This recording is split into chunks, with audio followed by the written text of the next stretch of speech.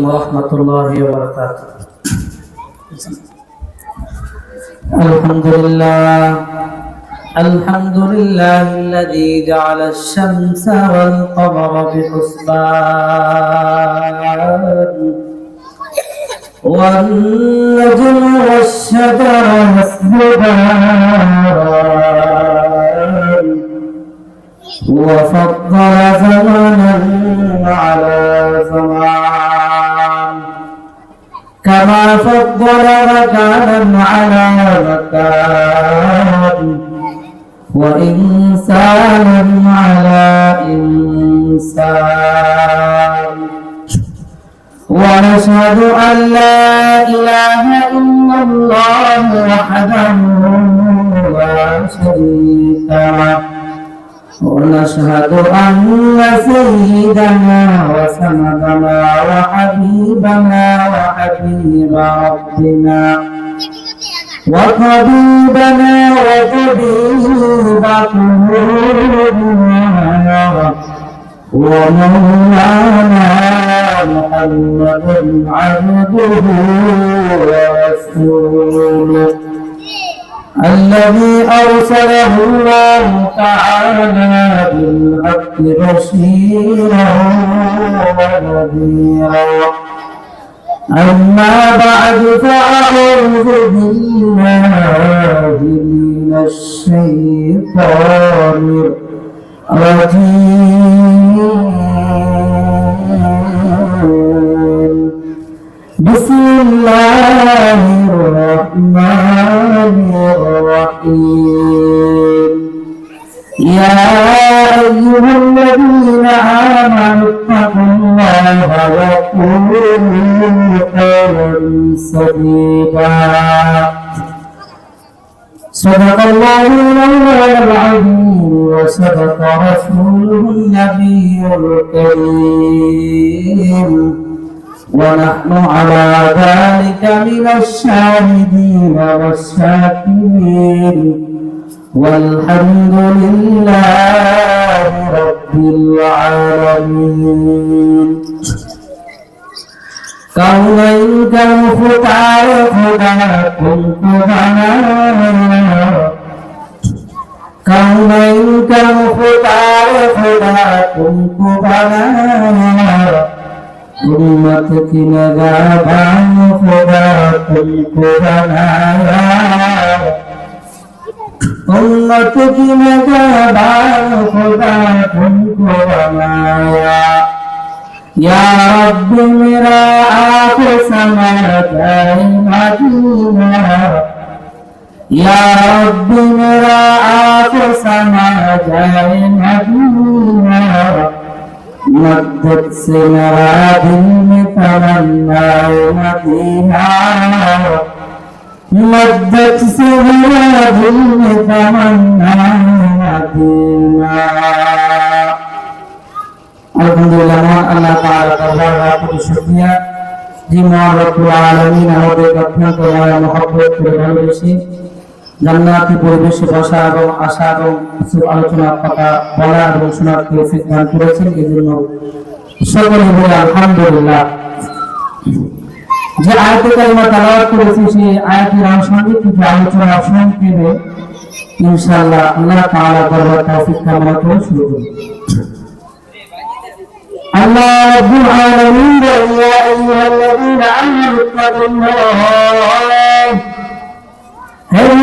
তোমরা আল্লাহকে ভয় করো আল্লাহ ভয় নিয়ে সামনে অগ্রসর হও যখন তোমার ভিতরে আল্লাহর কোনো গুনাহ থাকে তখন আল্লাহর ভয় নিয়ে কখনো তোমরা আল্লাহর ভয় থাকলে অন্তরে গুনাহ কাজ করা যাবে না। এই জন্য আল্লাহর ভয় করতে হবে। বনি ইসরাঈলের সময় এক আল্লাহর ওলি সারাক্ষণ শুধু আল্লাহর বাদের জিকির করে আল্লাহ তাআলার ইবাদত করে সর্বদা আল্লাহর ইবাদত করে।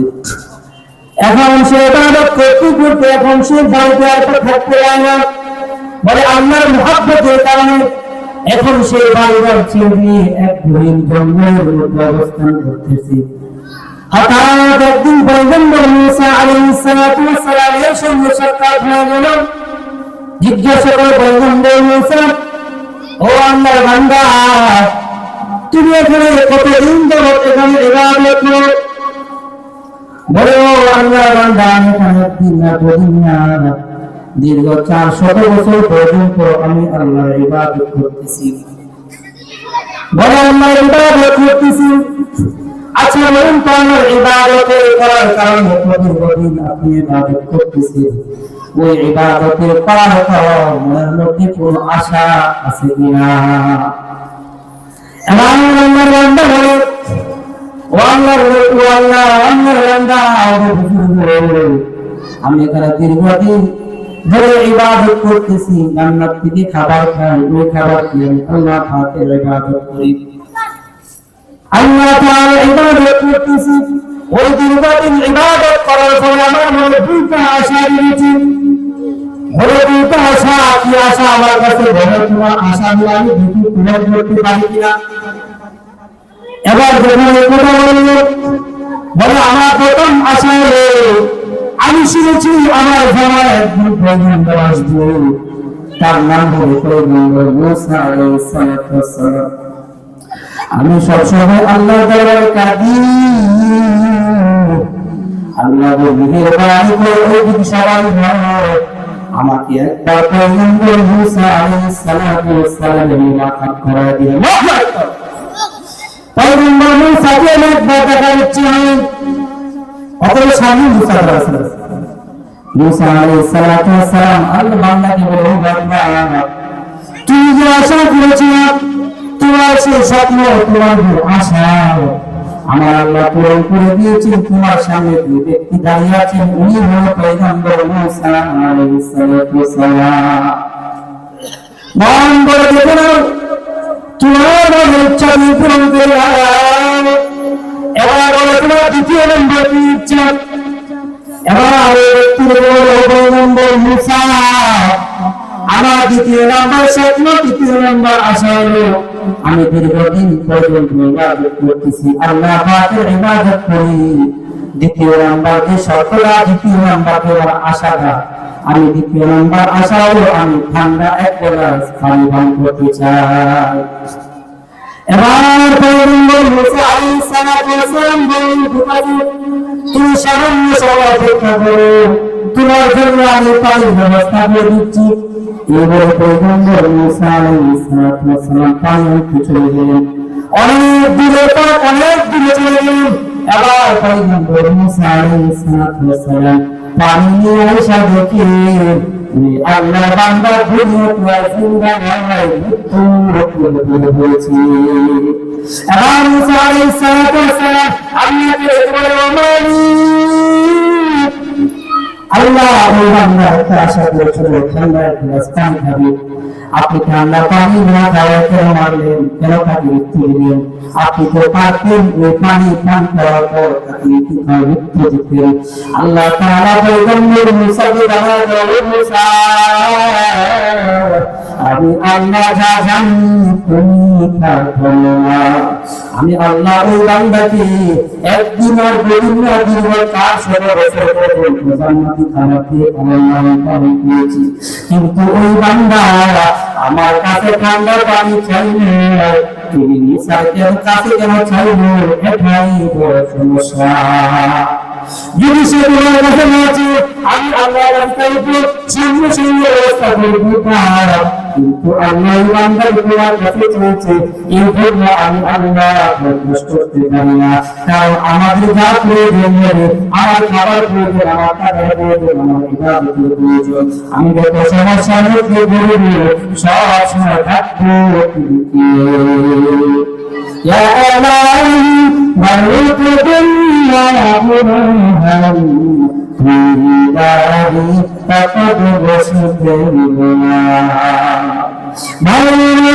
এই জন্য আমরা ভয় করে দিতে হবে একমাত্র আল্লাহ দ্বিতীয় কোনো ভরসা রাখতে হবে না। আমার চাকরি আমাকে খাওয়াই না, আমার ধন সম্পদ আমাকে খাওয়াই না, আমার সম্পত্তি কোনো ভরসা করে চলতেছে। তাহলে তাওয়াক্কাল আল্লাহ, একমাত্র ভরসা আমার উপর আল্লাহ। যদি আল্লাহর উপর ভরসা করে আমার জীবনকে পরিচালিত করতে পারি, তাহলে আমার আল্লাহ এই দুনিয়াতেও শান্তি দিবে, পরকালেও আমার আল্লাহ শান্তির ফয়সালা করে দিবে। এই জন্য আমার একমাত্র ভরসা ভালো করতে আল্লাহ, ওই ভরসা করে চলতে হবে। যদি আমরা আমাদের জীবন যাপনকে সম্পূর্ণভাবে তাকওয়া অবলম্বন করে তাকওয়ায় চলতে পারি, তাহলে আল্লাহ রাব্বুল আলামিন